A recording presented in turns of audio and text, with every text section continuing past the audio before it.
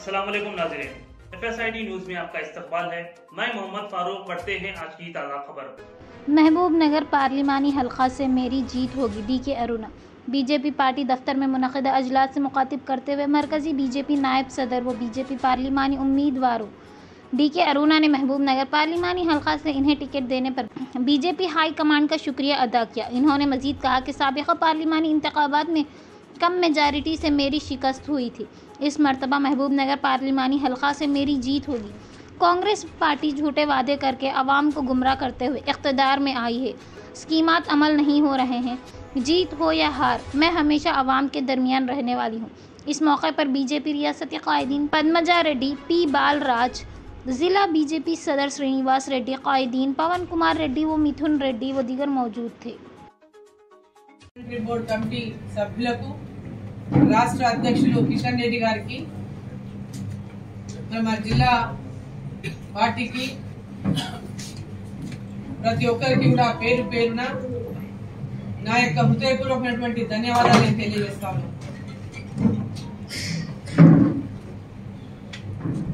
ఈరోజు మహబూబ్ నగర్ స్థానం గత ఎన్నికల్లో తక్కువ మెజార్టీతో భారతీయ జనతా పార్టీ మరి పోయిన ఎన్నికల్లో ఓడిపోవడం జరిగింది। నేనే ఆనాడు అభ్యర్థిని। ఆ రోజు కూడా కాంగ్రెస్ పార్టీ, బీఆర్ఎస్ పార్టీ పోటీ చేస్తున్నటువంటి అభ్యర్థి ఆయా పార్టీల నుంచి ఆ రోజు పోటీ చేసిండు। ఆ రోజు బీఆర్ఎస్ పార్టీ అధికారంలో ఉంది, ఈ రోజు కాంగ్రెస్ పార్టీ అధికారంలో ఉంది। ఆ రోజు బీఆర్ఎస్ పార్టీ అధికారంలో ఉన్ననాడు 7 అసెంబ్లీ స్థానాలు, బీఆర్ఎస్ పార్టీ ఎమ్మెల్యేలు 50,000కు పైగా, ఒక్కొక్క ఎమ్మెల్యే 50,000 నుంచి 60,000 పైగా మెజార్టీతో గెలుపొందింది। ఆ తర్వాత జరిగినటువంటి పార్లమెంట్ ఎన్నికల్లో 2019 మార్చిలో నేను భారతీయ జనతా పార్టీలో చేరడం జరిగింది। మహబూబ్ నగర్ పార్లమెంట్ స్థానానికి ఆనాడు నా అభ్యర్థిత్వాన్ని ఖరారు చేసి మరి ఆ రోజు నేను పోటీలో ఉన్నటువంటి సందర్భంలో ఆ రోజు జిల్లా వ్యాప్తంగా కూడా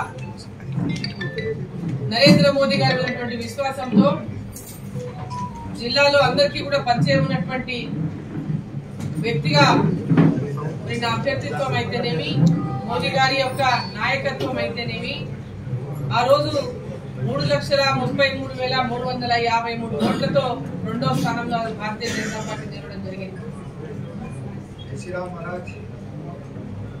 మరి ఈ రోజు ఉన్నటువంటి పరిస్థితుల్లో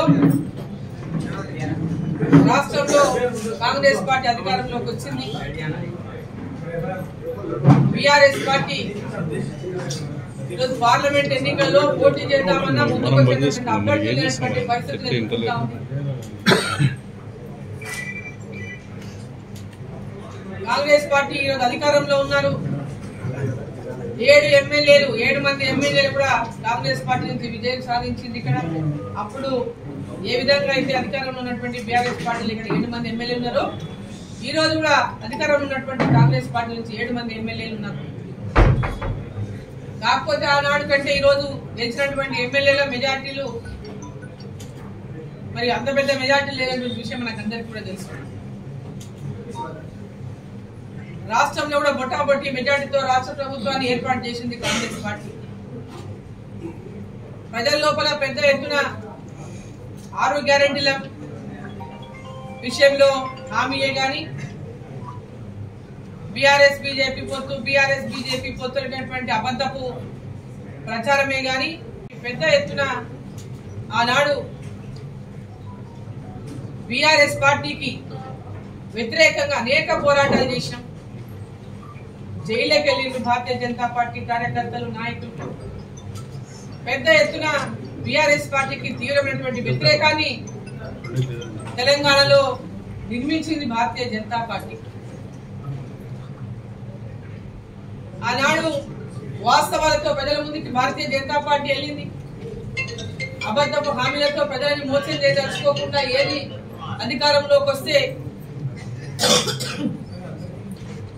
ఏమేమి భారతీయ జనతా పార్టీ ప్రకటించినటువంటి హామీలను నెరవేరుస్తున్నటువంటి విశ్వాసాన్ని రోజు కల్పించినప్పటికీ కూడా వారు చేసినటువంటి ప్రచారాన్ని ప్రజల లోపల బీజేపీ బీఆర్ఎస్ ఓటనే ప్రచారం, 6 గ్యారంటీలు అమలు చేస్తామన్నటువంటి ప్రచారం, ఈ 2 ప్రచారాలను భారతీయ జనతా పార్టీ ప్రజలను నమ్మించగలిగింది, కాంగ్రెస్ పార్టీ ప్రజలను నమ్మించగలిగింది.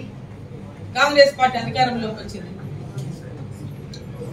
ఈ రోజు ఇచ్చినటువంటి హామీలు వాళ్ళు ఈ రోజు ఆర్టీసీ బస్సులో మేము మహిళలకు ఉచిత ప్రయాణం అని చెప్పిన మేము నెరవేర్చినటువంటి ఓ గొప్ప హామీని అమలు చేసామని చెప్పుకుంటా ఉన్నాం.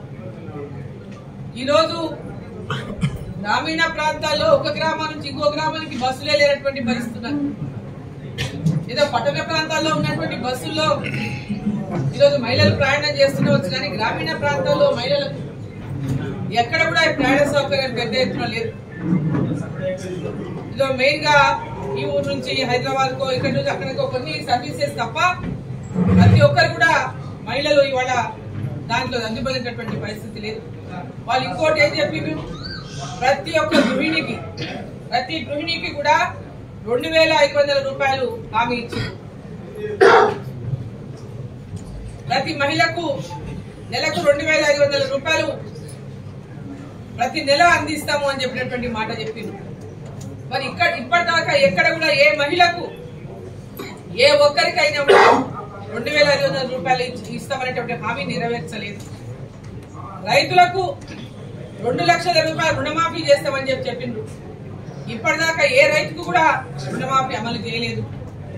15,000 రూపాయల రైతు బంధు ప్రకటిస్తాం, రైతు బంధు అందజేస్తామన్నారు ప్రతి ఎకరాకి రైతుకి.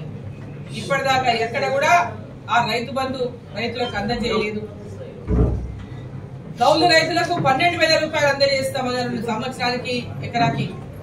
ఇప్పటిదాకా ఏ కౌలు రైతు కూడా ఆ యొక్క సహకారాన్ని అందించినటువంటి పరిస్థితి లేదు. ప్రతి నిరుద్యోగికి 4,000 రూపాయలు నెలకు నిరుద్యోగ భృతి అందిస్తామని చెప్పింది. ఇప్పటిదాకా ఎక్కడ కూడా అటువంటి పరిస్థితి లేదు. మరి ఈరోజు 500 రూపాయలకే సిలిండర్ అందిస్తామని చెప్పింది. కేంద్ర ప్రభుత్వం ఇచ్చినటువంటి సబ్సిడీ పెద్ద ఎత్తునున్నది.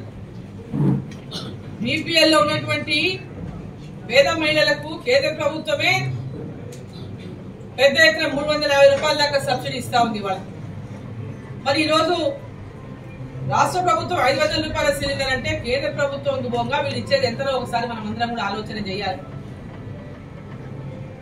ఇప్పుడు కూడా ఎక్కడికి ఏ ఒక్క మహిళ కూడా ఇప్పటిదాకా ఒక సిలిండర్ ఉచితంగా 500 రూపాయలకి సిలిండర్ ఇచ్చినటువంటి పరిస్థితి లేదు. 200 యూనిట్ల కరెంటు ఫ్రీగా ఇస్తామని చెప్తూ ఉచితంగా అందజేస్తాం అందరూ. ఇప్పటిదాకా ఎక్కడ కూడా ఏ ఇంటికి కూడా 0 బిల్లు ఇచ్చినటువంటి పరిస్థితి లేదు. ఉచిత కరెంటు 200 యూనిట్ ఇచ్చినటువంటి పరిస్థితి లేదు.